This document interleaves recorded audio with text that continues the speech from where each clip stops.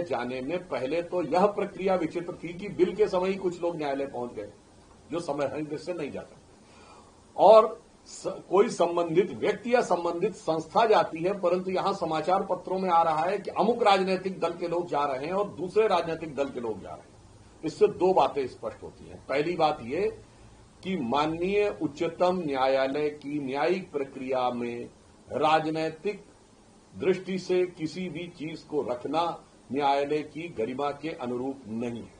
पहली बात ये साफ, यानी साफ दिखाई पड़ रहा है कि इनके मध्य एक राजनीतिक प्रतिस्पर्धा का स्वरूप है। दूसरा, यदि ये सारे दल अलग अलग राजनीतिक दलों के प्रतिनिधि के रूप में न्यायालय में जा रहे हैं, इससे यह भी साफ हो गया कि इनका एक दूसरे के ऊपर कोई विश्वास नहीं है, या फिर ये एक दूसरे से प्रतिस्पर्धा में लगे। इसलिए मैं उन सभी राजनीतिक दलों से कहना चाहूंगा, जब एक बार आप माननीय उच्चतम न्यायालय तक जा चुके हैं तो वहां पर न्यायिक प्रक्रिया की गरिमा को ध्यान में रखते हुए राजनीतिक बयानबाजी से बचने का प्रयास करना चाहिए।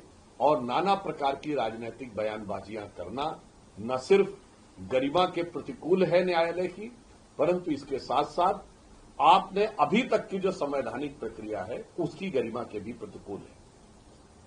और मुझे यह पूर्ण विश्वास है कि जिस प्रकार समस्त संवैधानिक प्रक्रियाओं को पूर्ण करते हुए हमारी सरकार ने निर्णय लिया है, तो हमें आश्वस्त हैं कि न्यायालय का निर्णय हमारे पक्ष में आएगा, परंतु विपक्षी दलों को भी प्रक्रिया का सम्मान करते हुए बयान देने से बचना चाहिए। सर, महबूबा मुफ्ती ने भी Sir, Mehbooba Mufti has also attacked NC government, saying that they should learn from Tamil Nadu government, who is opposing Waqf bill, and her daughter has also attacked Mr. Kiran Rijiju, who is in Jammu and Kashmir, and there was a video that came out of Omar Abdullah and Rijiju walking together, saying that how can we expect anything for Muslims from the chief minister when he's welcoming the minister who has introduced Waqf bill. How do you react to that?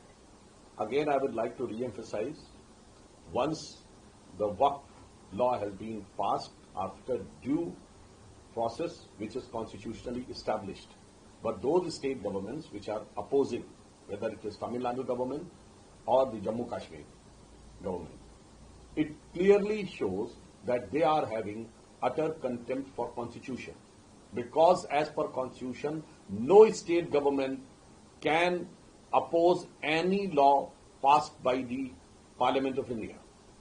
And the type of scenes which has been witnessed in Jammu Kashmir Assembly, if they are tearing apart, it means these are the people under whose hand the constitution is in danger. Because if a state assembly is trying to tear apart the law passed by the union government and the Parliament of India, I think this is utter disrespect to the constitution. And moreover, when these people have approached the Honorable Supreme Court, they are not having even patience or respect for Supreme Court to give their verdict. And still they are doing these type of statements and reaction. This shows कि ये संविधान को जेब में ही रखते हैं। ये संविधान को जेब में निकाल के जो दिखाते हैं, इसका अर्थ हो गया संविधान इनकी जेब में चाहिए इनको, means they want to interpret and use constitution as per their convenience, not as by the procedure and law established.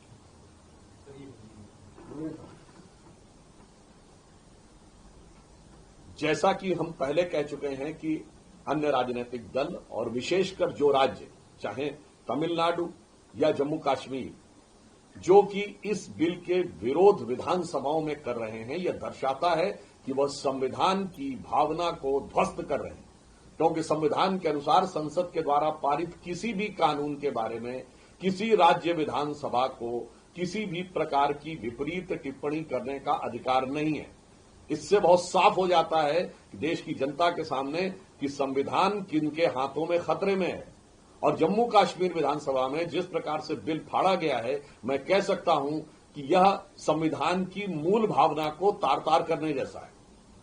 क्योंकि एक स्थापित व्यवस्थित प्रक्रिया के द्वारा संपूर्ण संवैधानिक आवश्यकताओं को पूर्ण करते हुए पारित कानून के विरोध में किसी राज्य विधानसभा के अंदर इस प्रकार का दृश्य बहुत साफ दिखाता है कि इन लोगों के हाथों में कानून खतरे में है। और ये लोग जो कानून की किताब जेब में रखते हैं, ये साफ दिखा रहा है कि कानून को जेब में ही रखना चाहते हैं। ये संविधान की पुस्तक जेब में रखते हैं, दर्शाता है कि कानून और संविधान को जेब में रखना चाहते हैं, अर्थात इन्हें संविधान अपनी मर्जी के हिसाब से चाहिए, व्यवस्था और प्रक्रिया के अनुसार नहीं। न्यूज नेशन अब व्हाट्सएप पर खबरों के ताजा अपडेट के लिए न्यूज नेशन के इस क्यूआर कोड को स्कैन करें